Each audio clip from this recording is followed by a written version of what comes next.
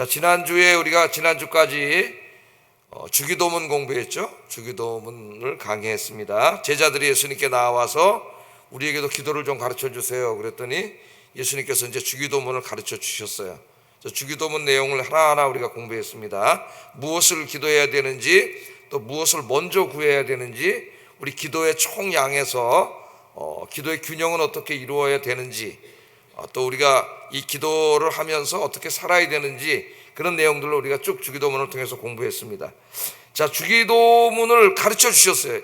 어떻게 기도해야 됩니까? 그러니까 이렇게 기도하라. 그리고 주기도문을 가르쳐 주셨습니다. 주기도문을 가르쳐 주신 바로 다음에 하신 말씀이 지금 오늘 우리가 읽은 말씀이에요.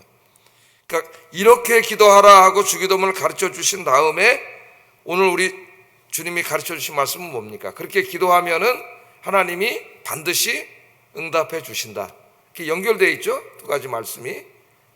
이렇게 기도하라 가르쳐 주셔서 주기도문을 가르쳐 주신 다음에 그 다음으로 가르쳐 주신 말씀이 기도 응답입니다. 너희가 이렇게 기도하면 하나님이 반드시 응답해 주신다. 우리 예수님이 그렇게 말씀을 하셨습니다. 새벽에 나와서 추운데 여러분이 이렇게 기도하는 것은 그냥 우리 마음에 답답한 마음을 그냥 이렇게 쏟아놓으러 나온 것이 아니에요. 그런 의미도 있을 수 있겠지만은 더 근본적이고 중요한 의미는 살아계신 하나님께 우리의 소원을 이야기하는 거죠. 우리의 마음을 쏟아놓으면 하나님께서 응답해 주신다. 성경은 그렇게 말씀하고 있습니다. 자, 두 가지 비유를 통해서 이제 기도 응답을 가르쳐 주셨는데, 하나는 난감한 처지에 처한 친구 비유, 또 하나는 아버지에게 간청하는 아들 비유, 아버지와 아들 비유, 두 가지를 통해서 하나님 기도 응답을 약속해 주셨어요.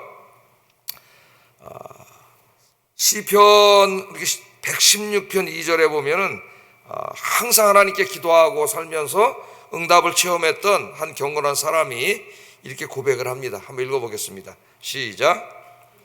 내게 기울이셨으므로 내가 평생에 기도하리로다. 아멘.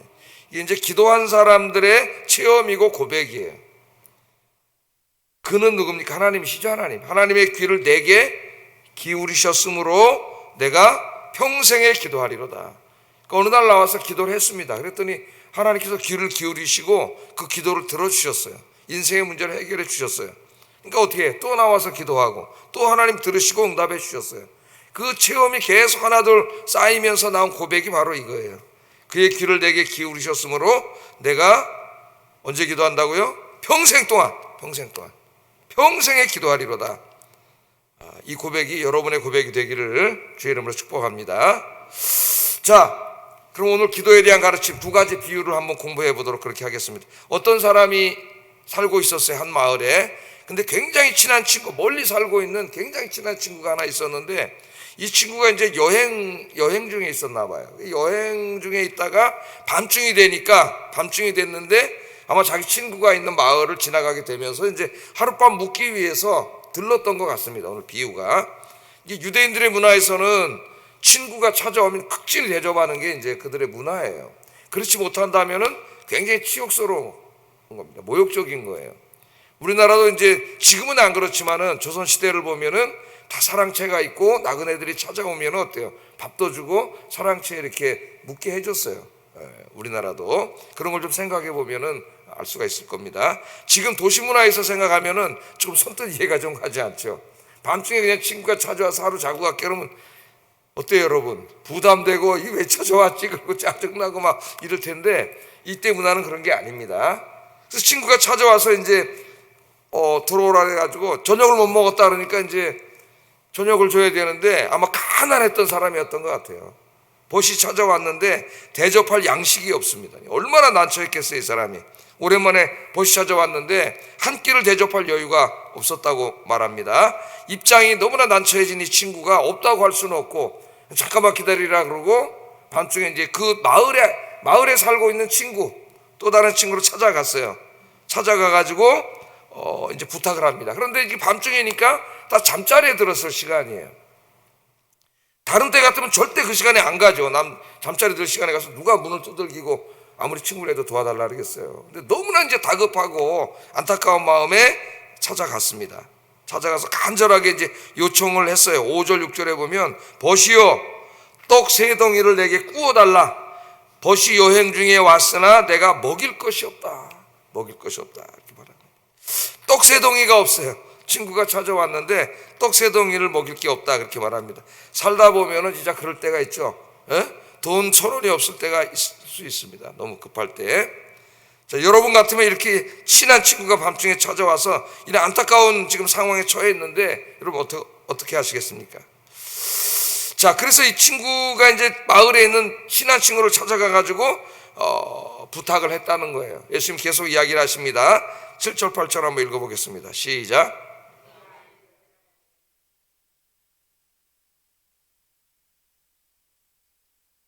일어나 내게 줄 수가 없노라 하겠느냐? 내가 너희에게 말하노니 비록 벗됨으로 인하여는 일어나서 주지 아니할지라도 그 간청함을 인하여 일어나 그 요구대로 들어주리라. 오늘 예수님의 현재 강조점은 뭐예요? 그 간청함입니다. 간청함. 기도는 이렇게 해야 된다는 걸 가르쳐 주는 것이죠. 그 밤중에 가서 애들하고 잘라고 다 누웠는데 빵빵빵, 야 친구야, 친구야, 내 지금 이런 일이 있는데 좀 도와줘. 그러면은 그 잠자리에 누웠기 때문에 벗됨으로 인하여는 일어나서 도와주지 못한다 할지라도 그럴 수 있다는 거다. 잠자리, 아니 내일 와 친구야, 내일 와라, 지금 우리 잔다, 그렇게 얘기할 수 있잖아요. 벗됨으로 인하여는 그렇게 거절할 수 있지만은, 그러나 뭐라 그랬어요? 그 도와달라고 하는 그 간청, 그 간절한 마음, 그 간청함을 듣고는 그대로 잘 사는 친구가 어디 있겠느냐. 너무 간절하게 와서 좀 도와달라 그러는데, 그 친구의 간청함으로 인하여 벗됨으로는 못 일어난다 할지라도 그 너무나 간절하게 요청하기 때문에 일어나서 들어줄 것이다.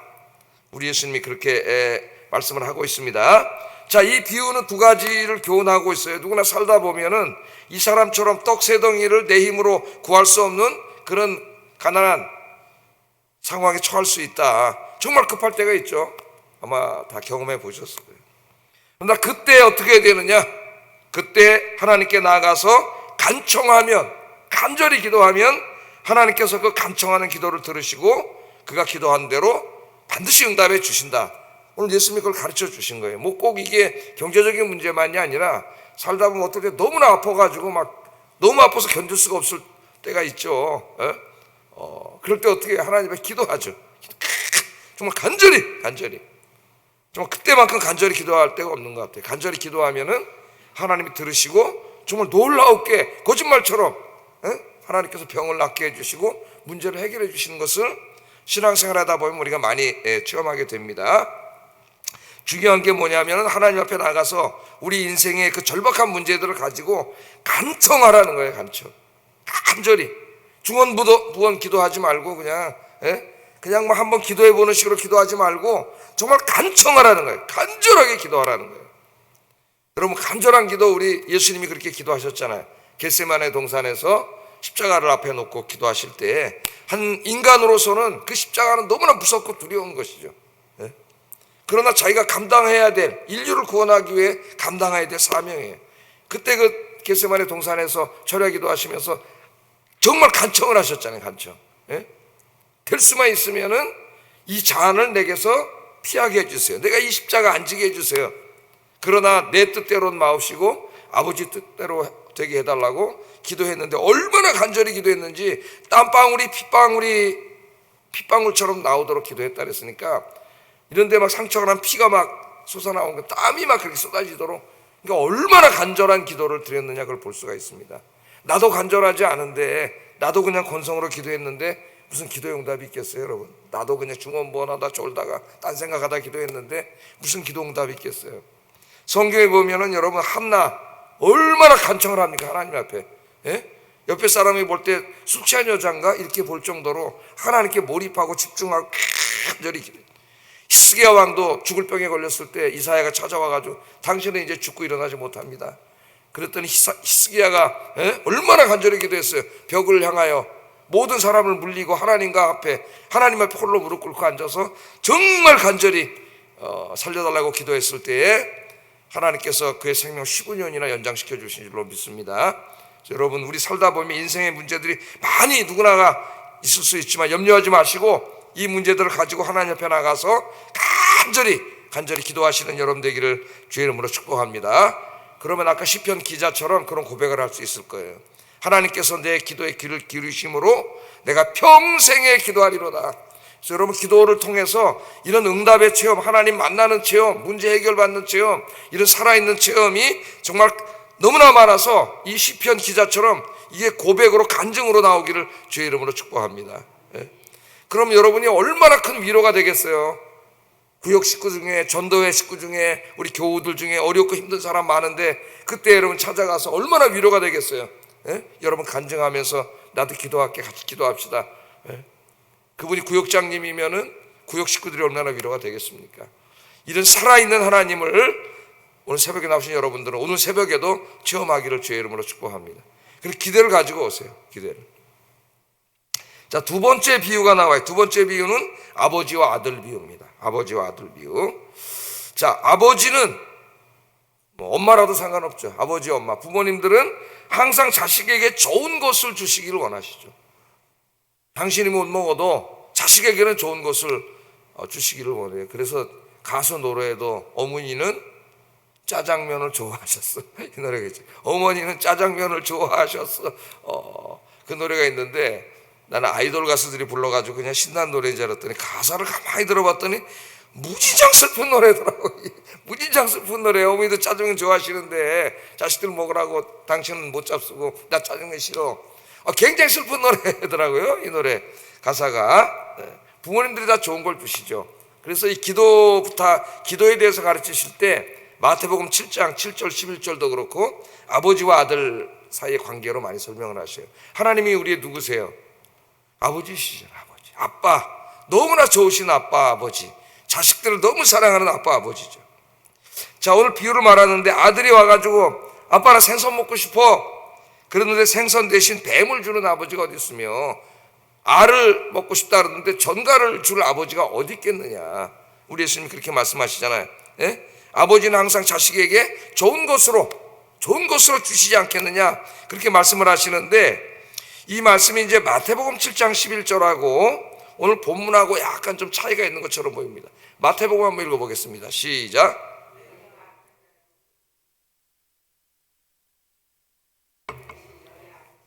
구하는 자에게 좋은 것으로 주시지 않게. 마태복음은 그렇게 얘기했습니다.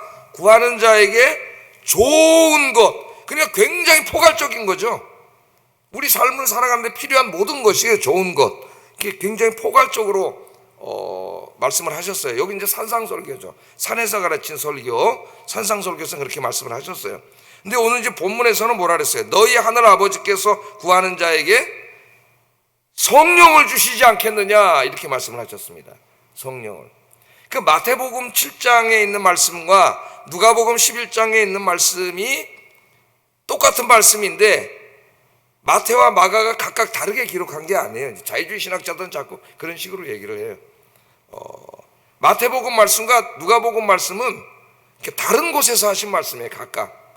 제가 설교를 해도 뭐 매일 다르게 설교를 할 수 있나요? 한 30년 이상 하는데 이 본문 읽고 설교하고 저 본문 읽고 설교하다 보면 얘기가 중첩될 때도 있고 또 이 얘기는 이렇게 구성을 해서 얘기하다가 또 다른 날은 요거와 저거를 구성해서 얘기할 때도 있고 그러잖아요.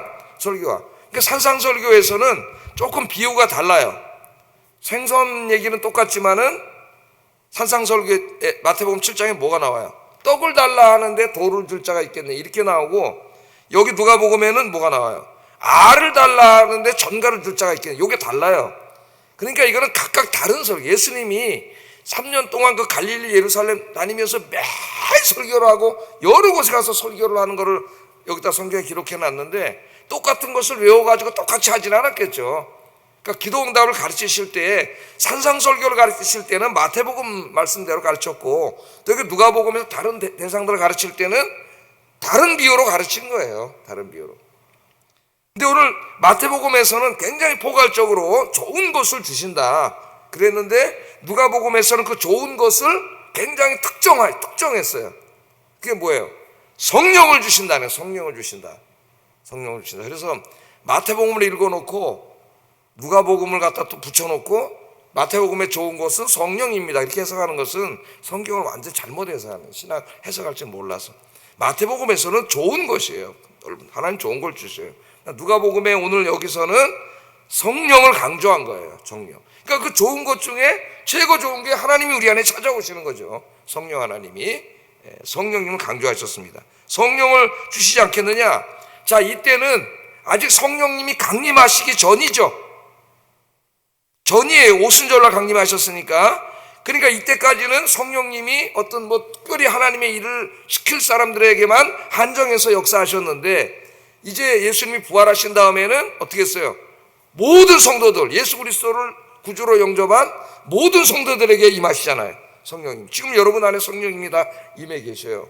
그래서 이 당시로 제한을 하면은 제자들에게는 가장 큰 축복이 이제 오순절날 임하실 성령 강림이 될 거예요. 그러나 이제 이 말씀을 우리에게 적용을 하면은 우리는 이미 예수 믿고 구원받은 사람이에요. 성령님 임해 있는 사람이에요. 이걸 우리가 우리에게 적용할 때는 성령 충만으로 적용할 수가 있겠습니다. 성령 충만. 성령님이 우리 안에 찾아와서 내주하시지만 우리가 자꾸 죄를 짓고 세상을 사랑하고 그러면 성령이 나를 온전히 통치하지 못해요. 네? 성령 하나님이 능력이 없어서 못하는 게 아니라 내가 세상을 사랑하는 것, 세상 사랑, 죄악 이런 것으로 성령님이 나를 통치하시려는데 내가 자꾸 막는 거야, 스스로가. 예? 그럼 물론 하나님이 강제적으로 다 없애버릴 수 있지만 그렇게 하지 않으세요. 그러면 성령 충만을 잃어버려요. 그러면 예수 믿기 전과 같이 다시 비슷한 상태로 돌아가게 돼. 그래서 우리가 매일 이렇게 기도하고 성경 말씀 묵상하고 그러면 우리의 죄악이라든가 이런 세상을 사랑하는 것이라든가 이런 헛된 것들이 없어지면서 성령님이 나를 온전히 통치하시고 지배하시게 돼요. 그 상태를 충만이라 그래요. 충만. 네? 제가 늘 컵 가지고 얘기하잖아요. 지금 이 물이 충만하지 않아요. 제가 마셨기 때문에. 그 요 안에 뭐가 들어가 있고 공기가 들어가 있고 온갖 먼지 이런 것들이 지금 있어요. 그러나 물을 계속 따르면 어떻게 돼요? 물이 꽉 차면서 나중에는 어떻게 돼요? 넘치잖아요. 충만해지면은 컵이 확 넘치면은 컵 안에 있던 모든 불순물들이 다 나가죠. 다 나가. 예? 그 넘치는 상태, 이거 헬라어로 플레로, 이게 충만하다는 말이에요. 충만하다. 그러니까 하나님의 영이 나를 온전히 충만하게 지배하셔. 성령 충만해지면은 내 안에 있던 모든 세상적이고 죄악된 이 병들은 불순물들이 다 바깥으로 나가는 거예요. 이해하기 쉽게 설명을 하면은, 그럼 성령이 내 안에 충만해지면 어떻게 돼요? 나의 모든 죄악의 요소들이 다 이 성령 충만으로 바깥으로 나가버리고 내 안에 있는 것들이. 예? 또 뭐가 나가요? 세상을 사랑하고 자꾸 세상 쾌락에 빠지는 이런 것들이 다 바깥으로 나가버리고, 또 내 안에 있던 근심 걱정이 다 바깥으로 나가버리고, 슬픔과 우울이 다 바깥으로 나가버리고, 불안한 것들이 다 바깥으로 나가버리고. 그래서 성령 충만해지면 뭐가 생길까요? 하늘의 기쁨과 평강이 가득하게 되는 거예요. 그래서 새벽기도하고 집에 갈 때 여러분에게 찾아오는 제일 중요한 체험이 뭡니까? 마음이 기쁘고 평안해져요. 새벽에 와서 말씀 듣고 여러분이 진짜 기도하다가 돌아가면 이 문을 열고 나갈 때 입에서 찬송이 나옵니다. 찬송이. 새벽기도 끝나고 나오는 사람 입에 다 찬송이 나와요. 예? 올 때는 답답한 마음으로 왔다 할지라도 성령께서 나를 온전히 지배하실 때, 예? 그러므로 예수님이 이제 좋은 것으로 주신다고 마태복음에서 설교를 하셨는데, 이러다 보니까 사람들이 자꾸 좋은 것을 뭘로 자꾸 한정을 시키려고 그래. 세상적인 돈, 뭐 권력, 재미, 이런 자기가 갖고 싶은 거 이런 것으로만 자꾸 이 세상적인 거, 물질적인 것으로만 자꾸 국한시키려고 하니까 누가복음에서는 정말 좋은 것을 다 주시는데 그런 것도 필요하면은 정말 좋은 것을 주시는 것은 성령님이시다는 거예요. 그럼 성령님이 내 안에 충만하게 나를 지배하시면 오늘부터 내 삶이 달라지고 하늘의 샬롬이 찾아오기 때문에 걱정, 근심, 슬픔, 우울 이런 거 다 사라져버려요. 그래서 치유가 일어납니다. 여러분 행복해져요. 이제 이 하나님의 구원이 완전히 이루어지면은 이 우주 안에, 지구 정도가 아니라 이 우주 안에 하나님의 영광으로 가득 차게 돼요. 그게 충만이에요. 충만. 하나님의 영광이 충만해지면은 이 안에 죄로 인해서 생겼던 죽음과 질병과 모든 것들이 다 치유되고 회복돼. 그래서 하나님 나라에서는 죽음이 없어요. 슬픔이 없고 질병이 없고 고통이 없고 눈물이 없어요. 거기는 샬롬이 가득해요. 예? 하나님 나라가 완성되면. 그런데 그 하나님 나라의 샬롬은 지금 여기서도 우리가 누릴 수 있어요. 성령 안에서. 죄와 죽음의 권세를 뚫고 성령님이 여러분 안에 찾아오셨어요. 찾아오셨어요. 그래서 내가 늘 주님 앞에 기도하고 말씀 묵상하면은 이 성령님이 나를 온전히 지배하시는 충만의 상태가 됩니다. 세상은 아직 죄가 있지만 나는 성령 충만하게 돼요. 하나님의 영광으로 가득 차게 돼. 그럼 모든 게 치유되는 역사를 나는 거예요. 그러면 행복해지는 거예요, 여러분. 돈이 충만하다고 행복해지는 게 아니에요. 이 세상의 것들을 가졌다고 행복해지는 게 아니에요. 이 영적인 갈증은 세상의 것으로는 절대로 채워지지 않습니다. 여러분, 늘 기도하시고 주님 만나서 이 구하는 자에게 오늘 예수님 누구를 주신다 그래요? 성령을 주시지 않겠느냐? 예? 성령이 온전히 지배하시는 충만한 여러분 되기를 주의 이름으로 축복합니다. 기도하겠습니다. 두 가지를 기도합니다. 우리의 인생의 모든 문제들, 즉 경제적 문제, 건강의 문제, 자녀의 문제, 부부의 문제들을 가지고 하나님 앞에 나아가 정말 절박한 마음으로 간절하게, 내가 간절하지 않은데 여러분 무슨 하나님의 응답을 기다리겠어요? 나도 건성으로 기도하고 중원부원 기도하는데 간절한 마음으로 기도, 이 절박함과 간절함이 기도에 굉장히 중요해요. 두 번째, 늘 기도하여 성령 충만하게 하시고 성령이 주시는 하늘의 기쁨과 평강이 가득한 삶을 살게 해주세요. 주님으로 인하여 늘 행복하고 기쁘게 해주세요. 기도하겠습니다.